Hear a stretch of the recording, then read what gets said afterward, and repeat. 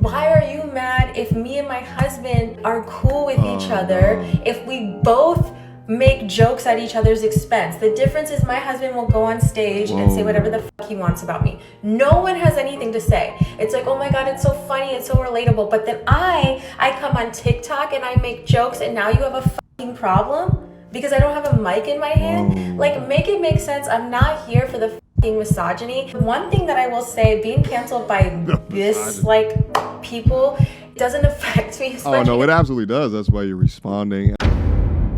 The beef between Myron Gaines of the Fresh and Fit podcast and comedian Akaash Singh has reached an entirely new level.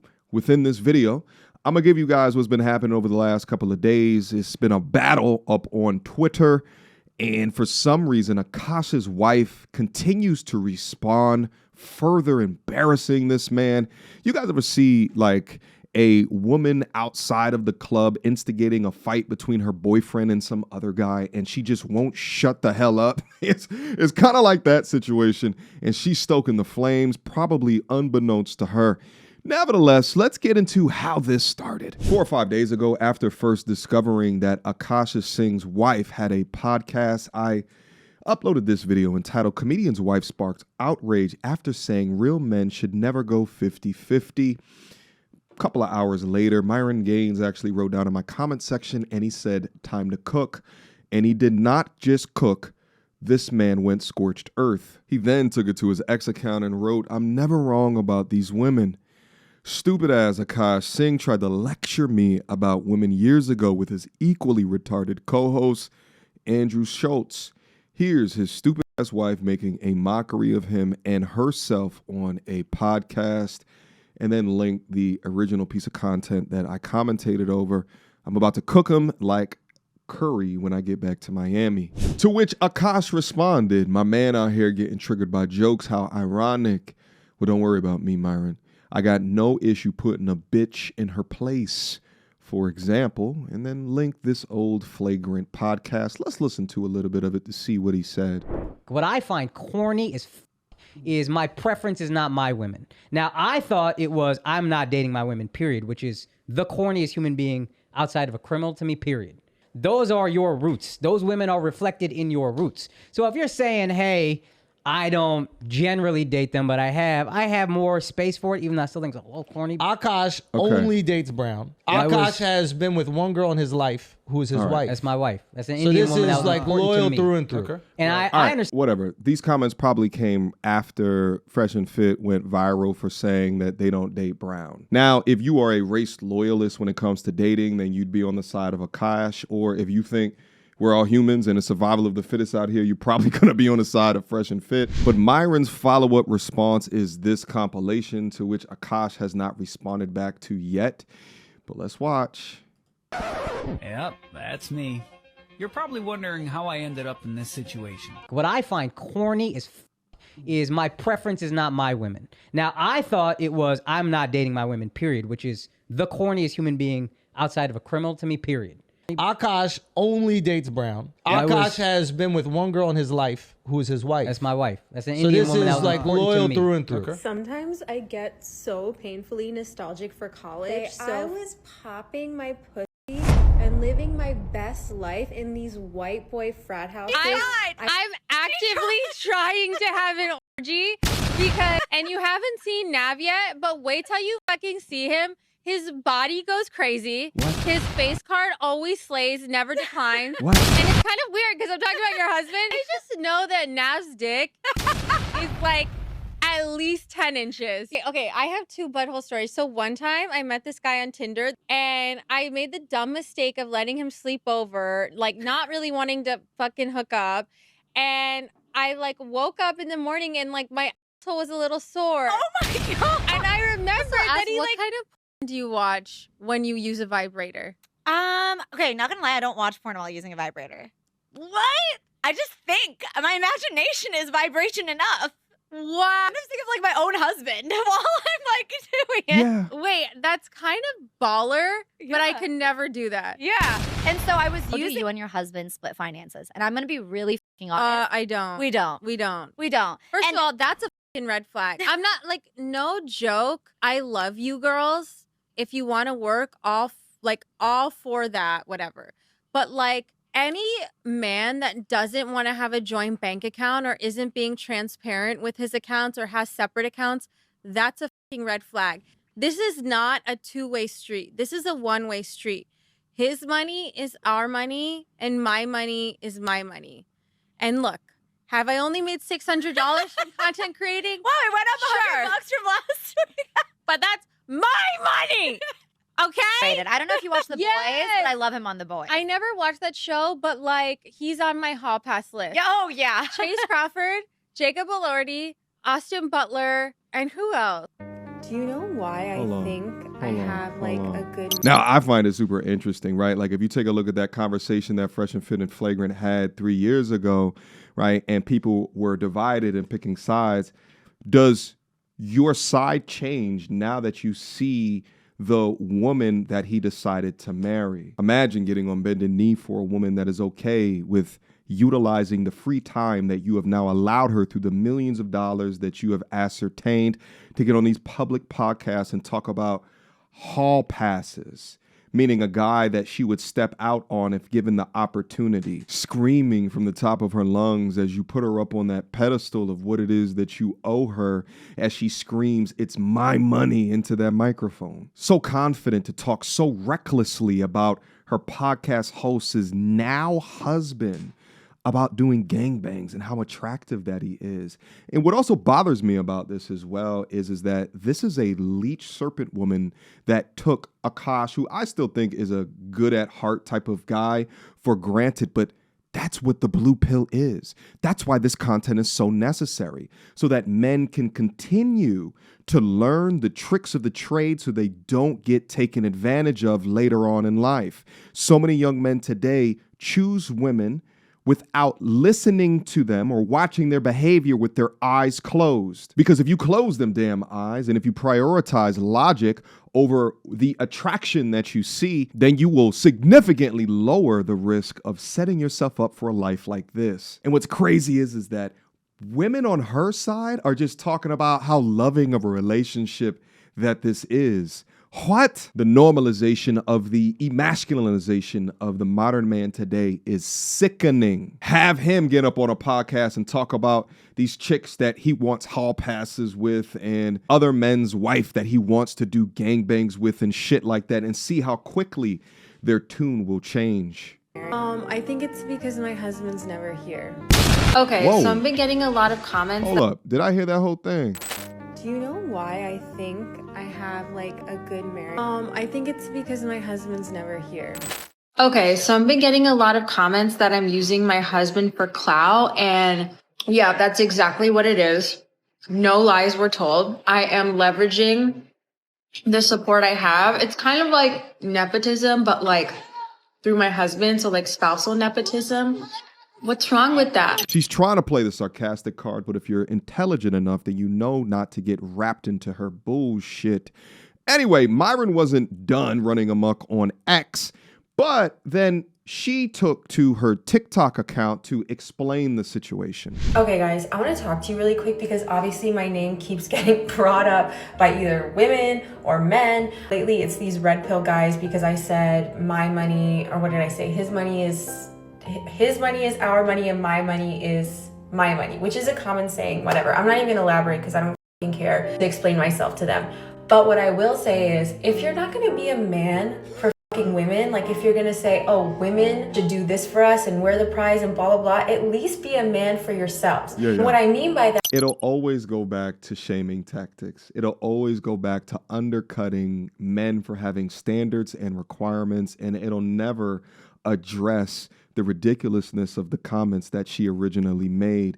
This is an attempt to deflect. Quick emergency meeting. I was recently searching for my name online and found way too much personal information, which brought me down this weird rabbit hole of how that could have happened, and found out that there's companies out there called data brokers that will sell your data to marketers, scammers, and even stalkers. And it's a nasty, disgusting feeling knowing that there's bad actors out there selling my information, selling your information for profit. But that's why I'm recommending today's sponsor, Aura. Now, I use Aura to automatically remove my information from these sites and keep my information off, but they do other things as well, such as bank fraud and identity theft alerts, VPN access.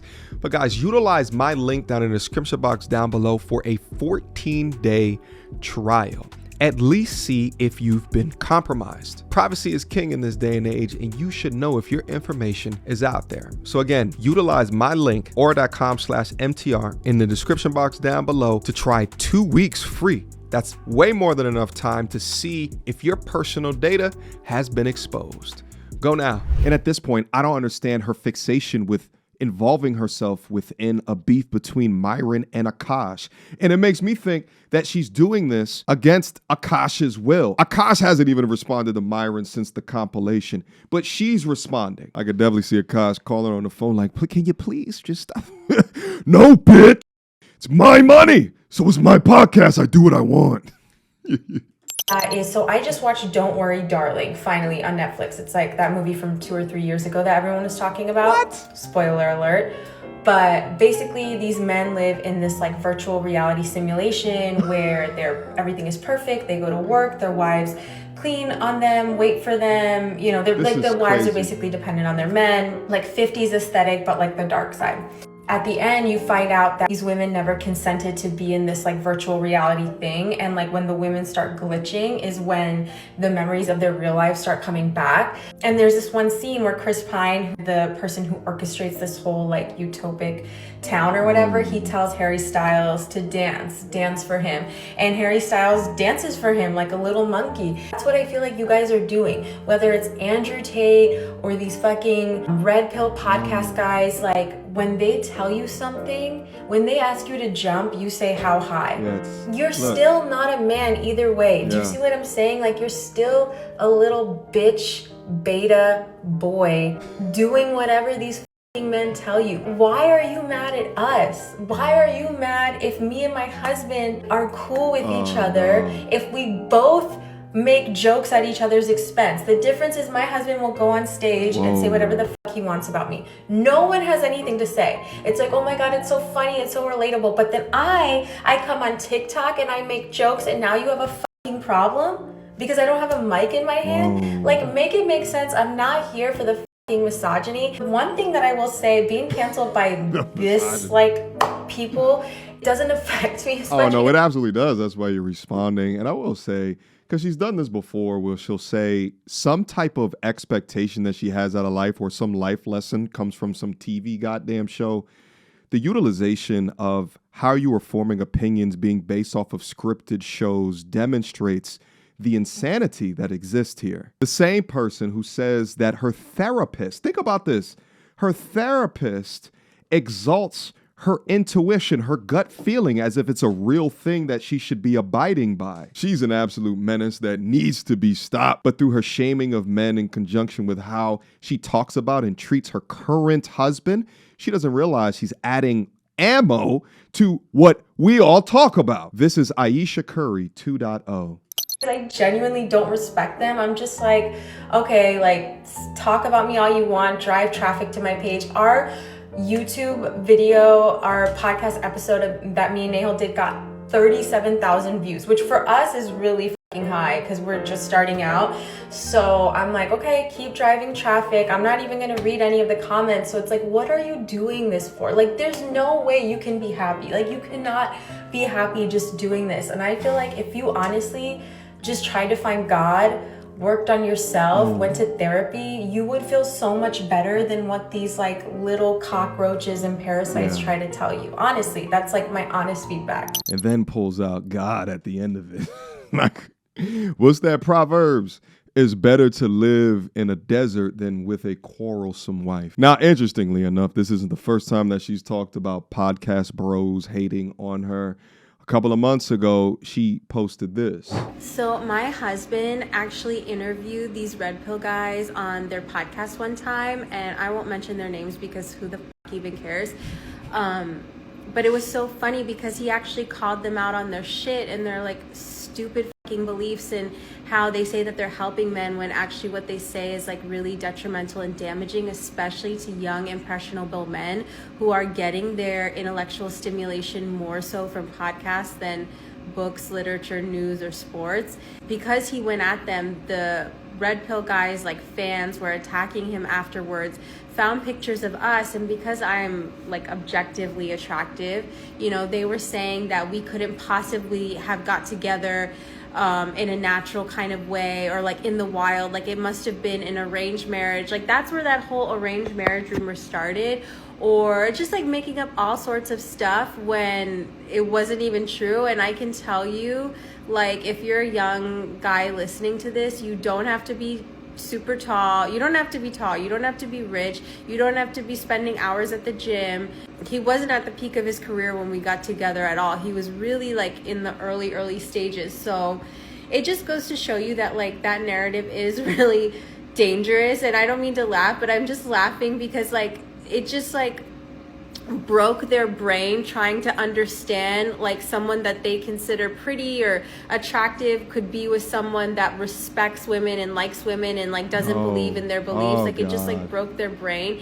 So it just goes to show you that you can actually be nice, a gentleman, like do acts of service and buy gifts and do all this stuff for your... And then we get you at the end of it. This is exactly what the majority of men do not want. Women who feed their egos by getting on the internet, calling themselves objectively attractive while trying to gaslight us in regards to your decision to say yes to him getting down on bended knee. Akaash talked about how he wasn't attractive in high school and he was a virgin to 31 years of age. And when he talks, you could tell that he is grateful that through his life contributions, he was able to attract a woman that he finds very attractive. But the content in the space helps guide men to form standards and requirements to demand respect. And because he wasn't privy to that information, he allows you to continuously disrespect him publicly. She acts like he wasn't successful, but she previously admitted that she met him after he was on the Brilliant Idiots podcast with Andrew Schultz. So although you were able to trick him, the content in the space guides young men to understand what it is. That in fact, you could be setting yourself up for an extremely transactional relationship. So although you scoff at men informing other men about the game, about human nature, about hypergamy, about the benefits of prenups, about how transactional a relationship like this or a marriage like this may actually be. Do all this stuff for your girl and have like a partnership really with mutual respect, and if he doesn't like something, he pushes back on me, and if I don't like something, of course you guys know I push back, and like they're normal healthy relationships not like that. So I'm really glad that adolescence is like opening this like productive, healthy, constructive discussion, because the statistics are really scary for what young men are experiencing, and I hope that they do get more positive role models that they need, especially in schools and online. And yeah, it's just funny. Now, I'm not going to be the one to say that all of the content within the men-centric space that comes from these individuals that I probably don't even know or have never even spoken to is all beneficial towards men. I mean, shit, I promote a docuseries called Transcending the Red Pill. But the way that you treat and talk about your husband does more than what I ever could in helping men become more informed on what not to do. And finally, this is Myron's last post. Your wife swore she was a virgin. Laughing emoji. Married simps like you and Andrew keep proving us right 3 years after your weak-ass woman lecture on your trash podcast. 3 things always come out: the sun, the moon, and the truth. I'm just going to really just start it off here. Before you got in here, I was asking Akaash about, like, right, his first time, like, you know, with you, not as much, but, like, how did it go with other women, talking about never having a blowjob, what the f***? So, he's 34. How old are you? 25. Okay. So, like, you meet 9 him. years. Yeah. He's never had sex, and he's older than you. Were you like, ew? Yeah. It's funny because, like, the guy that I was kind of with right before him was also a virgin. And Stole it from a black dude. What's up? I stole it from a black dude. The black man was a virgin? I know, yeah, right? yeah. He was like really like on some principled shit, and I don't know. I don't know why. Yeah, I don't know why he didn't want to lose his virginity, but when I met Akaash, I was at the point where I was ready, because I don't know if you told her, because I was. I didn't know you were a virgin too. So I was a virgin too when I met him.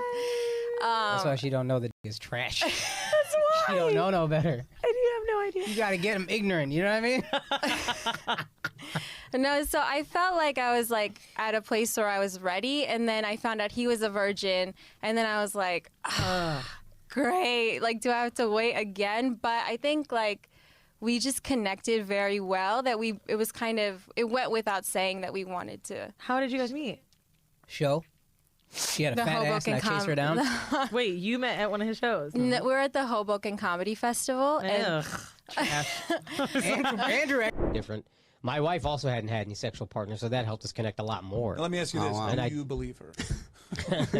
If you've seen her, then it's hard to believe. Yeah. I remember I was just like, what? But she was 22, I was 31. There was an age gap. Sure. Did you lie, or did you come right out and say like, "Oh, me too," or was it what did that conversation go like? I don't remember how it came. I think she said it. Blacked out. She said it, and then I was like, when she said, "I'm a virgin," you went, your heart exploded. Yeah. Well, he got happy. He said nothing compared to. Exactly, dude. I was a stallion compared to anybody else. That's great. So happy. Yeah, that for sure. So relieved. Yeah. And it was just like, it felt right. It was like, oh, God brought me this person that like we already connected, and like she also isn't having sex. And that's I'm gonna leave this conversation here today. My sneaking suspicion is that this is not the last that we're gonna hear about this. So make sure that you keep locked to the channel, because I'll continue to give you guys updates. The most important thing that a man can command is respect. And this goes from commanding respect from both men as well as women. And in this case, because of the soft way that Akaash deals with his wife, there's not respect there, which is why she feels comfortable in talking about gangbangs on other men's husbands. That's why. So, my G's, in order to retain or attain, then retain the most powerful asset in your life, which is peace, you must command respect. All right? Keep locked to the channel. Again, guys, let me know what you think down in the comment box down below. I appreciate you guys for continuing to rock with me. And if anything, I'll see you soon. Until next time. Peace. So, without further ado, MTR, cut through the BS like we in charge. No cap with the rappers like steel bars. I'm packing and rapping like here we are.